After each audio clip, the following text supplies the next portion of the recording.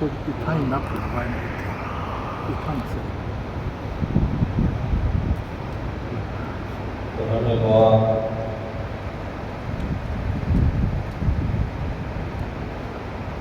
جو رسول اللہ صلی اللہ علیہ وسلم کا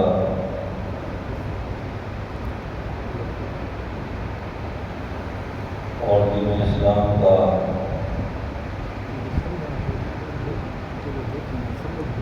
ایک عظیم زندہ و پائندہ معجزہ ہے،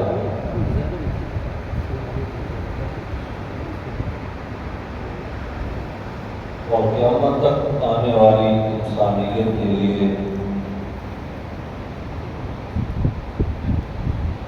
اس کی حقیقی ابدی اور مستقل کامیابی کے لیے ایک راہبر و رہنما کی حیثیت رکھتا ہے۔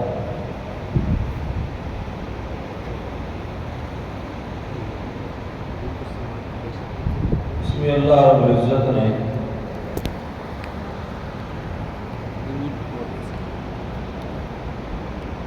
انسانیت کی جس انداز میں رہنمائی فرمائی،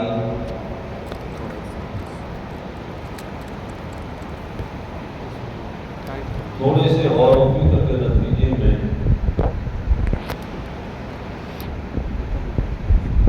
انسان اس فیصلے تک پہنچتا ہے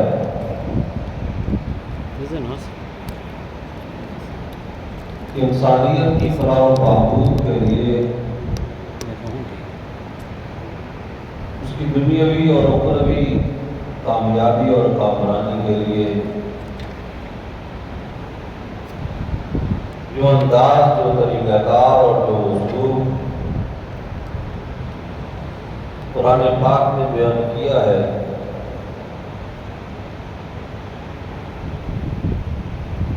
جس طرح ماضی میں اس کی کوئی مثال نہیں، موجودہ زمانے میں اس کی کوئی نظیر پیش نہیں کی جا سکتی، اسی طرح آئندہ آنے والے زمانے میں بھی اس کی کوئی مثال اور کوئی نظیر پیش کرنا ممکن ہی نہیں۔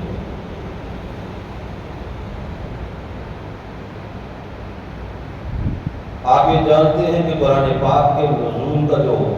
ابتدائی زمانہ ہے،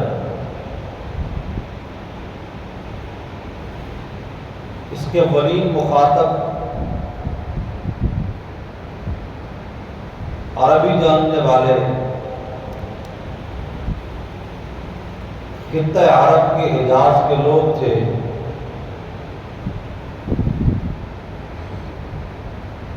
اور انہیں اپنی عربی دانی پر، اپنی فصاحت و بلاغت پر، اپنی گفتگو کی بہترین چاشنی پر صرف فخر نہیں تھا، بلکہ وہ اس پر غرور بھی کیا کرتے تھے۔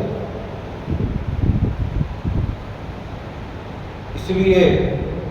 انہی کا یہ بنایا ہوا لفظ ہے ابتدائی کے عرب کے علاوہ باقی سارے لوگ عجم ہیں۔ عجم عربی زبان میں گونگے کو کہتے ہیں۔ آج تو جدید دور ہے ماشاءاللہ، اس میں لوگ یہ سمجھتے ہیں کہ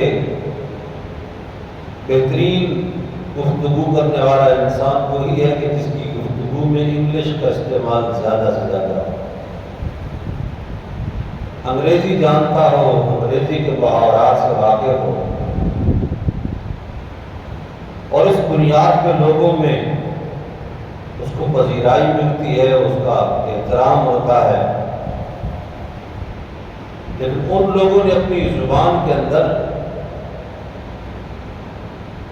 نثر کے، نظم کے، گفتگو کے ایسے انداز اور طور طریقے ایجاد کر رکھے تھے کہ وہ یہ کہا کرتے تھے کہ انسان کو جو اللہ رب العزت نے منہ میں زبان عطا کی ہے، اگر یہ کامل طریقے سے بولتی ہے اور خوبصورت طریقے سے بولتی ہے تو عرب میں بولتی ہے، باقیوں کو تو بولنا آتا ہی نہیں۔ اور یہ ان کا محض دعویٰ نہیں تھا۔ جب ہم تاریخ و سیرت کی کتابیں اٹھا کر دیکھتے ہیں تو ایسے ایسے عجیب و غریب اور انہونے قسم کے واقعات سامنے آتے ہیں کہ انسان کی عقل دنگ رہ جاتی ہے کہ عمر کے اس حصے میں کہ جس حصے میں انسان ابھی تک اپنے ماحول اور اپنے ارد گرد کی چیزوں کے ناموں سے بھی پورا واقف نہیں ہوتا، عمر کے اس حصے میں بچے اور بچیاں اس قسم کے اشعار پڑھتے تھے۔ آج جب ہم اس کا ترجمہ کرتے ہیں تو ہمیں ترجمہ کرتے بھی اس کی لذت محسوس ہوتی ہے۔ یہ زبان دانی نہیں ہے تو اور کیا ہے؟ آپ یہ سنتے رہتے ہیں کہ جس وقت رسول اللہ صلی اللہ علیہ وسلم مکہ مکرمہ سے ہجرت کر کے آپ یثرب تشریف لے گئے اور یثرب کو پھر مدینہ النبی ہونے کا شرف حاصل ہوا، تو اہل یثرب جو کہ آپ کے میزبان تھے اور آپ کے منتظر بھی تھے، اب یہ سارا خطہ ایک ہے، مکہ ہو مدینہ ہو، یہ ساری ایک پٹی جو ہے یہ حجاز کہلاتی ہے، حجاز۔ اب یہ سارے ایک جیسے مزاج کے لوگ تھے۔ اب جب آپ مدینہ طیبہ پہنچے، وہاں کے لوگ آپ کے منتظر ہیں، مسلمان تو مسلمان، اہل کتاب بھی منتظر ہیں۔ چند لوگ، چند مسلمان جو پہلے پہنچ چکے تھے، ان کی دعوت سے اچھی خاصی تعداد وہاں جمع ہو چکی تھی، کم از کم 200-250-300 مسلمان وہاں موجود تھے۔ تو اہل کتاب کو بھی چونکہ ایک نبی کی آمد کا انتظار تھا، تو یہ سارے لوگ مدینہ طیبہ سے باہر نکل کر ایک ابتدائی خبر کی بنیاد پر کہ آپ کا وہ مختصر قافلہ مکہ مکرمہ سے روانہ ہو چکا ہے، اور عام طور پہ سفر، پیدل سفر اس زمانے کے اندر 7 سے 10 دن، 11 دن کا سفر تھا، تو اس اندازے کے مطابق اور تو کوئی آپس میں رابطے کے ذرائع نہیں تھے، وہ لوگ استقبال کے لیے باہر نکلا کرتے تھے۔ کچھ لوگ اپنی گھروں کی چھتوں پہ کھڑے ہو کے استقبال کر دیکھتے تھے، منتظر رہتے تھے۔ کچھ لوگ مدینہ طیبہ سے باہر آ کر وادی بطحا، ایک جگہ بطحا ہے، وہاں پر آ کر انتظار کرتے تھے، اور ایک دو نہیں، پورے پورے گھرانے اکٹھے آتے تھے، گھر کے سارے افراد، مرد بھی، عورتیں بھی، بچے بھی، اہل کتاب اپنے گھروں کی چھتوں پہ کھڑے ہو کر منتظر رہتے تھے۔ صبح صبح آ جایا کرتے تھے، جب سورج زیادہ بلند ہو جاتا تھا، گرمی بڑھ جاتی تھی، تو اس کے بعد وہ یہ کہتے تھے کہ یہ قافلوں کے آنے کا وقت نہیں ہے، اب اس کے بعد قافلے کے آنے کی توقع نہیں۔ وجہ یہ تھی کہ گرمی میں قافلے سفر نہیں کرتے تھے، جیسے ان تمام اہل عرب کا معمول تھا، آپ کا بھی یہ معمول تھا کہ گرمی کے اوقات میں آپ کسی نہ کسی جگہ پر پڑاؤ کر لیا کرتے تھے، اور پھر اسی طرح رات کا جو وقت ہوتا تھا، رات کے اندر بھی قافلے چلتے نہیں تھے، پڑاؤ کرتے تھے، ٹھنڈے وقت میں قافلے چلتے تھے اور پھر پڑاؤ بھی ہوتا تھا۔ اب امید ختم ہو جاتی تھی تو اگلے دن پھر تیار ہو کے آتے تھے۔ تو جس وقت رسول اللہ صلی اللہ علیہ وسلم تشریف لائے، میں بڑوں کی بات نہیں کر رہا ہوں اس لیے کہ سیرت کے تفصیلی بیانات میں وہ سلسلہ گزر چکا ہے، پھر کبھی اللہ نے توفیق دی تو انشاءاللہ اس کو بھی بیان کریں گے کہ بڑوں کے جذبات کیا تھے۔ اہل کتاب کے جذبات کیا تھے، لیکن جو ہی بطحا کی ایک گھاٹی، ودا نام کی ایک گھاٹی ہے، اس گھاٹی سے وہ مختصر قافلہ جس کے ایک فرد جناب محمد رسول اللہ تھے صلی اللہ علیہ وسلم، جو ہی آپ سامنے آئے تو اس وقت چھوٹی چھوٹی بچیوں نے جو اشعار پڑھے تھے، آپ بھی سنتے رہتے ہیں، میں بھی سنتا رہتا ہوں، پڑھتے بھی ہیں، بیان بھی کرتے ہیں، لیکن خدا کی قسم جب انسان اس کے معنی کو بیان کرنے لگتا ہے نا، ایسے ہمیں لگتا ہے کہ عربی جو ہے اس کے سامنے اردو کا دامن تنگ پڑ گیا ہے، ہم اس انداز میں اردو میں اس کا ترجمہ بھی نہیں کر سکتے جتنے کمال کے ساتھ ان بچیوں نے وہ اشعار کہے تھے رسول اللہ صلی اللہ علیہ وسلم کی شان اور قدر۔ انہوں نے کہا طلع البدر علینا من ثنیات الوداع وجب الشکر علینا ما دعا للہ داعی۔ اب انہوں نے رسول اللہ صلی اللہ علیہ وسلم کے چہرہ انور کو بدر کامل سے تشبیہ دی، 14ویں کے چاند سے تشبیہ دی، اور آسمانی کتابوں میں بھی اور مختلف مقامات پر آپ کی یہ تشبیہ ثابت ہے۔ حتیٰ کہ رسول اللہ صلی اللہ علیہ وسلم کی زندگی میں اگر کسی کو، صحابی کو، صحابیہ کو، اگر خواب میں 14ویں کا چاند نظر آتا تھا نا، اس کی تعبیر خود جناب رسول اللہ صلی اللہ علیہ وسلم۔ طلع البدر علینا من ثنیات الوداع، بچیاں کہتی ہیں کہ آپ نے تو ہمیں یہ بتلایا ہوا تھا کہ مکہ سے ایک مختصر قافلہ ہے جس کے سرخیل محمد رسول اللہ ہیں صلی اللہ علیہ وسلم، جو عبداللہ کے بیٹے ہیں، عبد المطلب کے پوتے ہیں، اور مائی آمنہ کے رشتے جگر ہیں۔ انسانوں کی طرح، جس طرح عام انسان ہیں اسی طرح ایک شکل و شباہت ہوگی اور کچھ مختلف ہوگی، اس میں کوئی شک نہیں کہ آپ کی انسانیت تو ہے، لیکن اتنی کامل ہمیں تو پہلی نظر میں دیکھنے کے بعد اس طرح محسوس ہوا کہ وداع کی گھاٹیوں سے جب سامنے آئے تو اس طرح جس طرح بادلوں کی اوٹ سے 14ویں کا چاند طلوع ہو گیا۔ طلع البدر علینا من ثنیات الوداع وجب الشکر علینا ما دعا للہ داعی۔ اب اس کے بعد وہ کہتی ہے کہ اس کی قدردانی ہمارے اوپر واجب ہو چکی، بچیاں ہیں، عظم دیکھو، ان آگ کی قدردانی کرنا، آگ کے ایک ایک اشارے پہ کٹ مرنا، یہ ہمارے اوپر واجب ہو چکا ہے۔ وجب الشکر علینا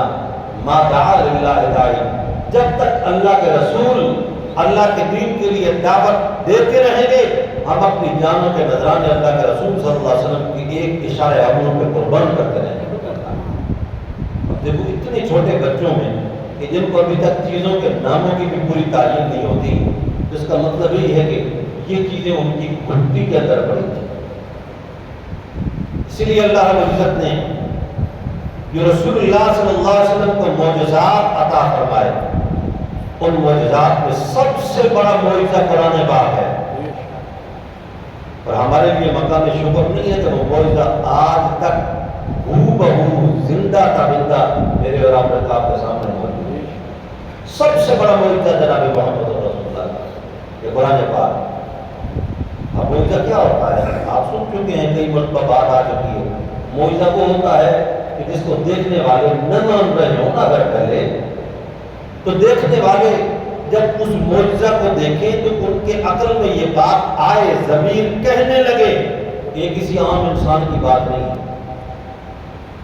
اور یہ انسانی طاقت سے باہر کی بات ہے، یہ اوپر سے آئی ہوئی چیز ہے،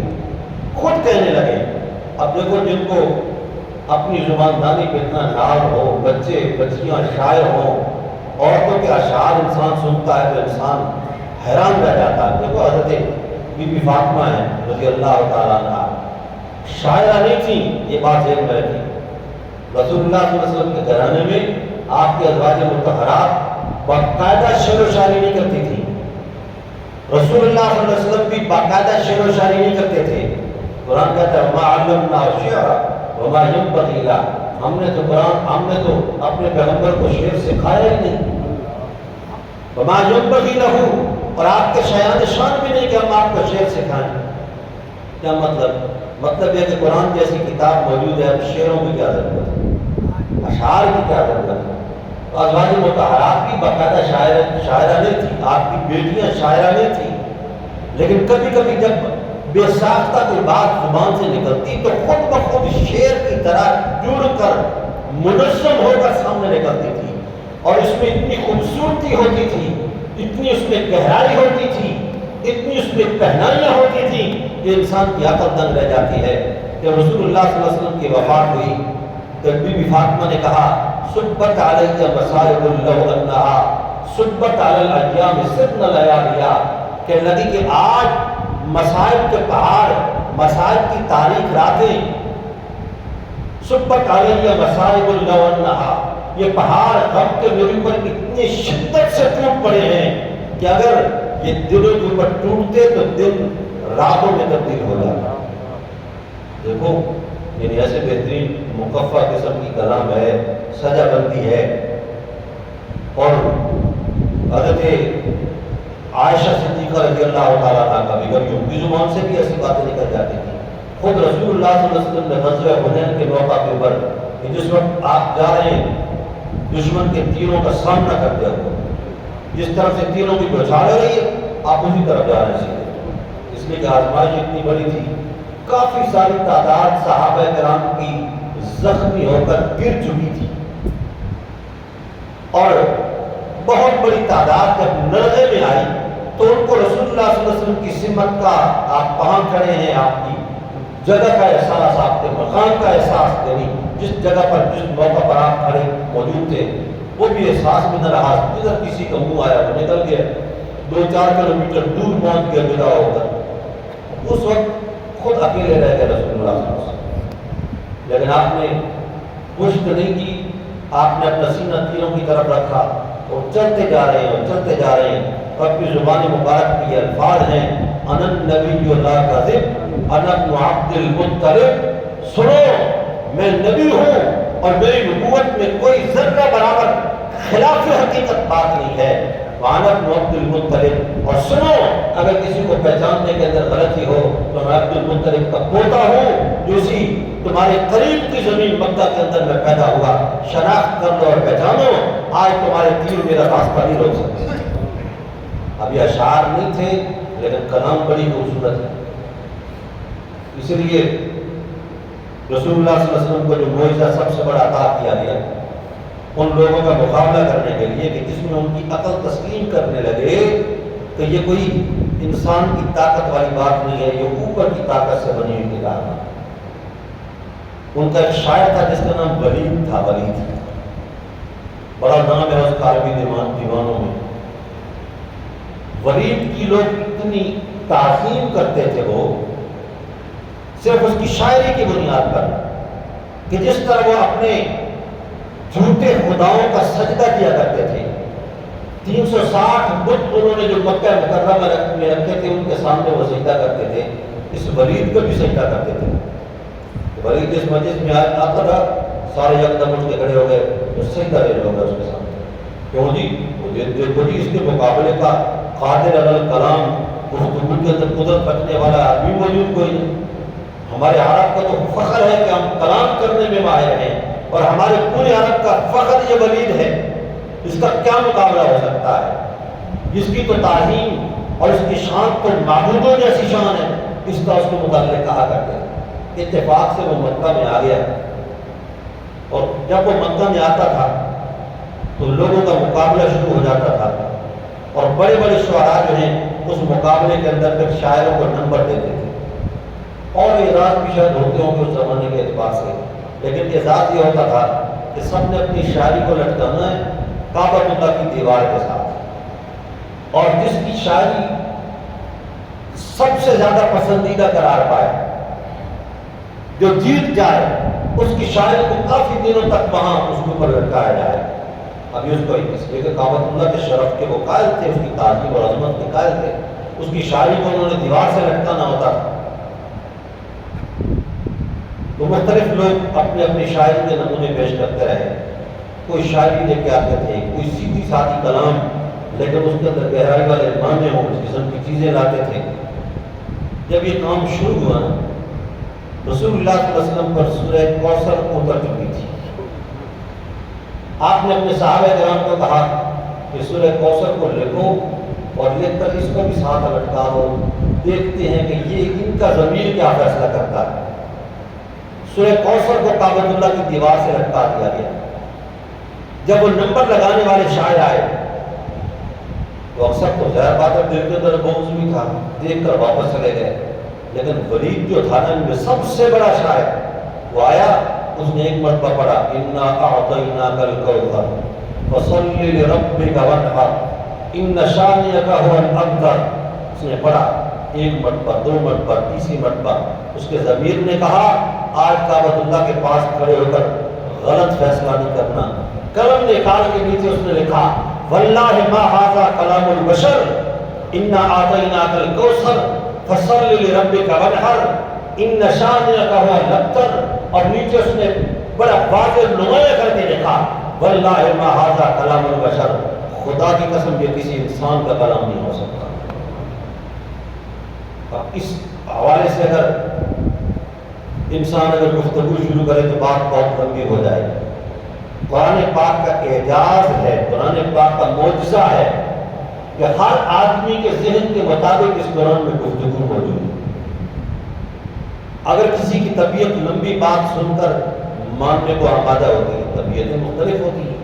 کوئی لوگ ایسے ہوتے ہیں کہ جو عادی ہوتے ہیں کہ مختصر بات اور مختصر اشارے کو نہیں سمجھتے، ان کو بات لمبی کرنا پڑتی ہے، کھول کے کرنا پڑتی ہے. تو قرآن پاک جو ہے بالکل سادہ سادہ کھلی کھلی باتیں کر کے ان کو سمجھا دیتا ہے. اور بار بار لمبا قصہ بھی بیان ہوتا ہے. ان جیسے لوگوں کے لیے میں آپ کے لیے سامنے مثال بیان کرتا ہوں. سورہ یوسف ان جیسے لوگوں کے لیے نازل ہوئی. صحابہ کرام نے کہا یا رسول اللہ کہ لوگ اپنے رات کے وقت بچوں کو لے کر باہر نکل جاتے ہیں، بڑے بھی جوان بھی، چاند کی راتوں میں ٹیلوں پر بیٹھ کر کہانیاں شروع کر دیتے ہیں. عربی کی داستانیں بھی بڑی مشہور تھیں. اس زمانے میں جو داستانیں لوگ بیان کیا کرتے تھے، ایک باقاعدہ کتاب آج تک چھپتی چلی آ رہی ہے. اس زمانے کی لکھی کتاب آج تک چھپتی چلی آ رہی ہے، جس کے اندر 1001 داستان ہے. آپ نے جو پڑھا لکھا طبقہ ہے اردو میں آپ نے لفظ پڑھا ہوگا الف لیلہ بولتے ہیں لوگ. یہ الف لیلہ لفظ نہیں ہے،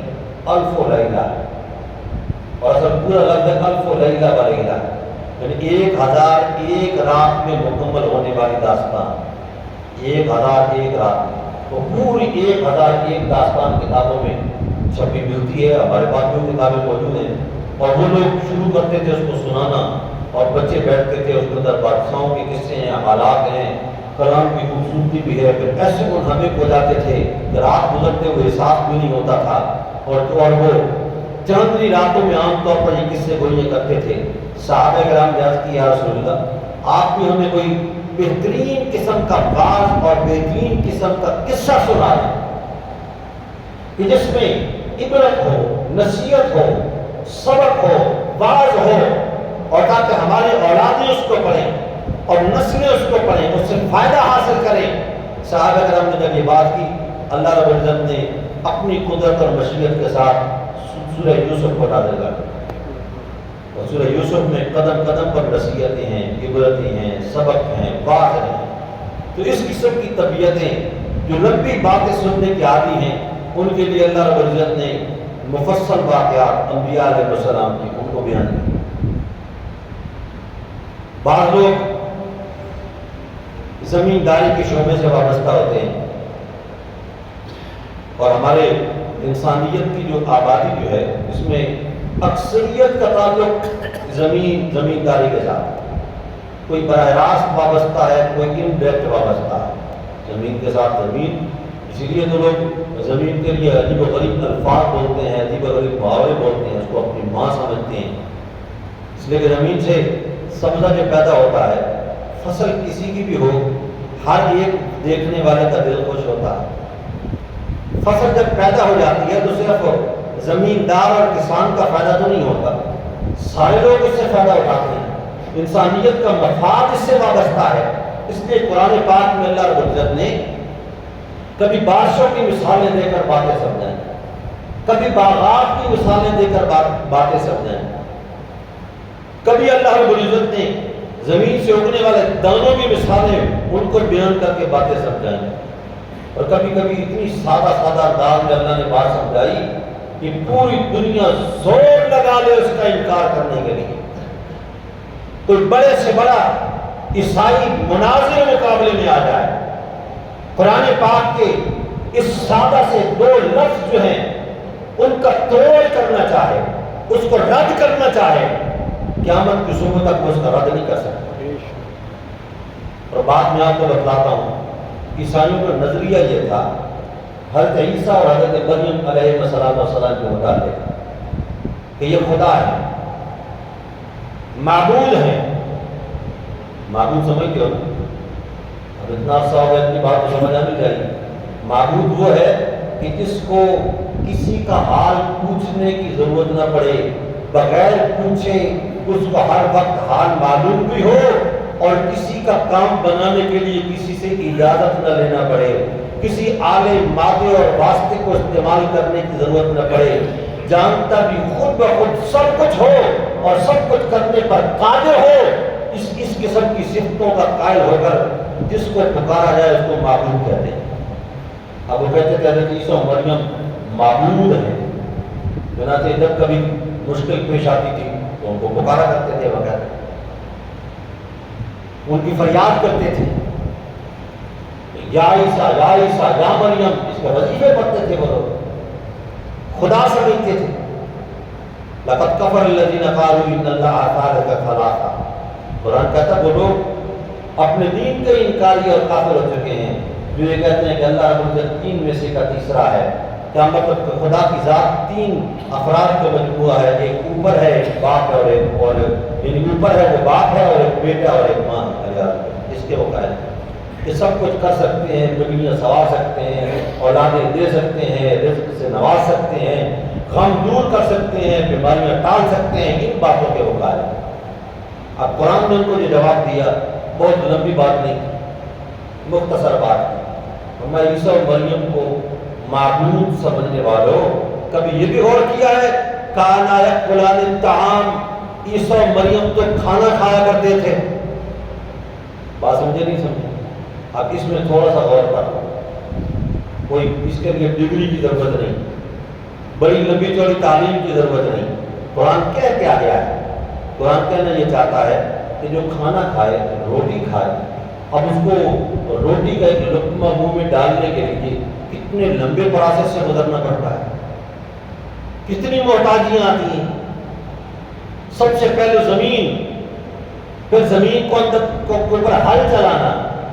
پھر اس کے اندر دانہ ڈالنا، پھر یا بارش کا انتظار اور محتاجی، یا پانی لگانے کے نظام کی باقاعدہ اس کا انتظار کرنا اور محتاجی، پھر اس کے بعد اس کو اگنے کے بعد اس کی حفاظت کرنا، پھر اس کے پکنے کے بعد اس کو کاٹنا، کاٹنے کے بعد اس کو گہنے کے لیے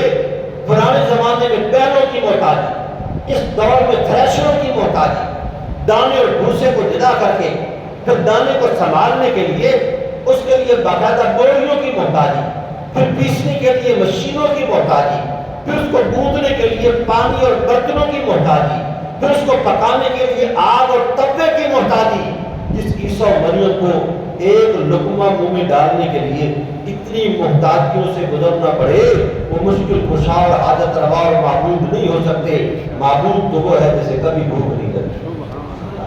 کتنے سادہ انداز میں قرآن نے سمجھایا ہے۔ عرض یہ کر رہا تھا کہ ہر مزاج کو مد نظر رکھا ہے، کبھی مفصل بات کی، کبھی مختصر بات کی۔ میں نے آپ کے سامنے